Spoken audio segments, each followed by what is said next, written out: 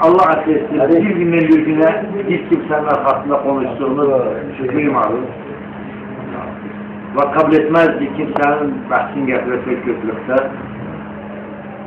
Hakikaten de bir günde olsun hatırım koymadı. Hatma da bir gün olduğu kadar hatırım koymadı. Ama o benden iyiydi. Yani böyle devamlı benden döküyordu. Yani bazen böyle galatlık ederdim, gelmez. Yeri cennet inşallah. O günler iki Irak'a döndük, bugün aklım beraberiydi.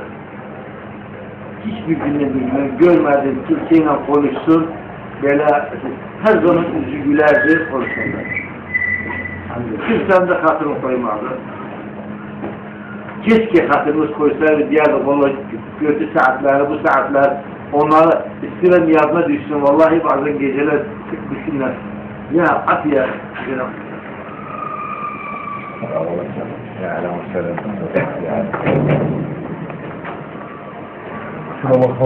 والسلام طبيعي